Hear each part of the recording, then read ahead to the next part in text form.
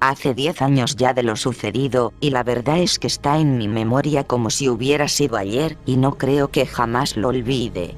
Soy de Monterrey, México, y en esos tiempos fue muy famoso un antro en el llamado Barrio Antiguo, fue ahí donde lo conocí. Un sábado de febrero hacíamos una fila que se nos hacía interminable, platicando, riendo y fumando un cigarro entre una plática y otra. Él estaba unos metros detrás de mí y podía sentir su mirada que me hacía voltear. Un chico bien parecido, de unos 20 años, ojos pequeños con una tristeza muy notoria. Me llamó de inmediato la atención su soledad, era extraño, todos los ahí presentes íbamos por lo menos con 2 o 3 amigos, él estaba solo y nadie le sacaba plática, era algo así como invisible.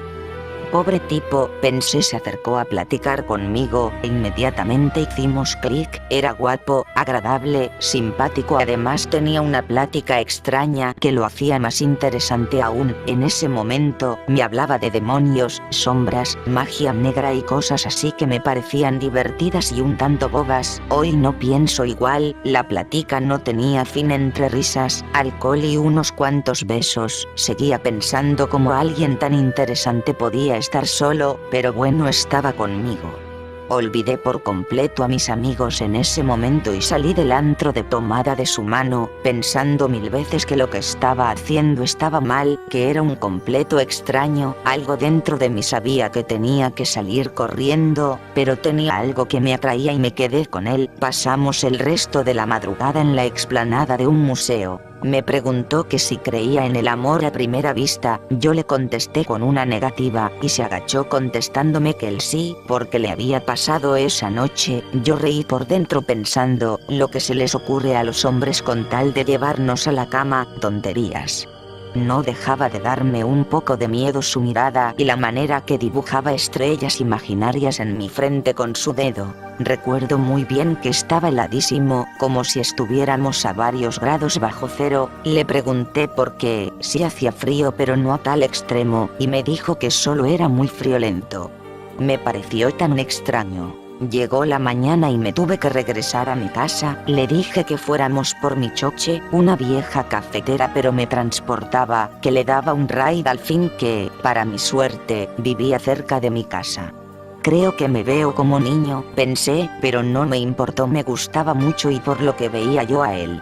Fue una magnífica noche, a pesar de sus pláticas raras y de las peticiones de hacer rituales y jugar a la ouija. Creí en ese momento que era parte del alcohol, de la noche que se prestaba para hablar del tema. Cuando llegamos a su casa me besó, como no lo había hecho en toda la noche, como jamás me había besado nadie. Me dijo que no quería dejar de verme, que le gustaría que fuéramos algo más, pero que era muy tarde. En ese momento no entendí. Pensé que hablaba de la hora o, siendo negativa, que tenía novia. Me pidió que nos viéramos al día siguiente, en un parque cerca de nuestras casas, puesto que era casi mi vecino, nos quedaba cerca a los dos. Porque nunca lo había visto, porque me atrae y me da temor a la vez. Era confuso, pero agradable. Al día siguiente, mi primer pensamiento en el día fue él. Me sentía tan estúpida. Llegué a donde nos habíamos quedado de ver, pero jamás apareció. Me sentí triste y un tanto enojada. Había confirmado lo de anoche anterior, que tenía novia, y solo se burló de mí. Me fui, pero solo pensé en él el resto del día. Me molestó tanto el sentirme burlada.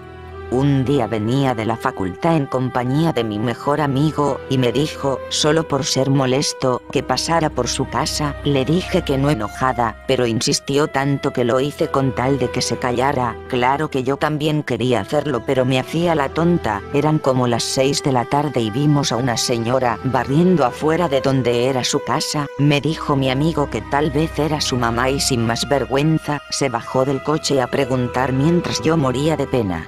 Le preguntamos si ahí vivía Antonio, pues así dijo que se llamaba. La señora nos miró con cara de enojo pero sorprendida a la vez, preguntando quiénes éramos. Le dije que éramos amigos de hacía poco y que habíamos quedado de vernos pero nunca llegó. Le puse de pretexto que me preocupaba no saber de él.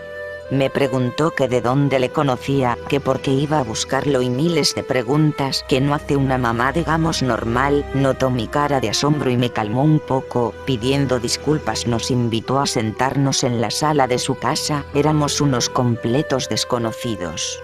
¿Por qué nos invitaba a pasar? En realidad me empezaba a asustar. La sala estaba llena de fotos de él, tomó una de una repisa y me preguntó si era él. Le dije que sí, que era mi amigo Antonio, incluso le dije que le llamaban el Diablo. La señora dijo que odiaba ese sobrenombre, le dije dónde le conocí y que nos habíamos hecho buenos amigos. Me miraba incrédula y tenía los ojos llorosos. Moría de nervios, me hizo miles de preguntas más, yo solo le contestaba todo tal cual había sucedido, hasta que ya no pudo más y se dejó caer en un sillón, se tapó con las manos la cara y no paraba de llorar. Joaquín, mi amigo, y yo solo nos veíamos sin saber qué hacer. Se calmó un poco después de un buen rato, y nos dijo que era imposible que su hijo me hubiera conocido hacía una semana, porque él había muerto un año atrás, que precisamente murió saliendo del antrucho ese como dijo la señora, fue una muerte horrible, según nos comentó fue asesinado, y cuando lo encontraron no tenía nada por dentro, estaba abierto del estómago y le habían sacado todo. No lo podíamos creer. Me negaba rotundamente a aceptar todo eso, no tenía nada de lógica. No puede ser, incluso lo traje a su casa y nos besamos. No puede ser posible, grité, estaba un tanto alterada mientras Joaquín trataba de calmarme. Sentía un frío intenso en la espalda, tenía miedo, pero quería encontrar una explicación lógica. Nunca la hubo. ¿Cómo puedes sentir físicamente a alguien que ya no está vivo? Ya más calmado el ambiente, la señora nos confió que su hijo tenía muy malas compañías, era muy extraño, ella tenía la seguridad que estaba involucrado con una secta satánica o algo así, que estaba segura que ellos lo habían orillado a hacer tales cosas, como asesinar, robar, etc. Ella lo sabía, pero como delatas a tu propio hijo. Un día, según su versión, llegó llorando y pidiendo disculpas a ella, a Dios, a la vida, dijo que quería cambiar, que quería una vida normal, una novia, una carrera, ser feliz. Pobre señora lloraba diciendo que el alma de su hijo andaba vagando por ahí, sola, sin rumbo, estaba convencida que se había convertido en demonio o un ente, eso me asustó aún más. La verdad nunca fui muy crédula con ese tipo de asuntos, menos en cuanto a satanismo y cosas así, pero recordé todo lo que me dijo y empezaba a tener un poco más de sentido. Jamás volví a pisar ese antro, moría de miedo de volverlo a ver. Aún recuerdo su cara, sus ojos, incluso puedo sentir su boca en la mía, sus manos entre las mías y todas aquellas incoherencias que decía. Ya pasó una década desde entonces y aún me tiemblan las piernas al recordarlo. De vez en cuando visito a su mamá, ya es una señora entrada en edad y cada vez está más sola, solo le quedan los recuerdos de su hijo, siempre le alegra mi visita, cuando voy llevo a mi hija conmigo, sí, fui mamá muy joven, mi hija ya casi tiene 11, la quiere mucho, dice que se parece mucho a él. Yo creo que solo alucina,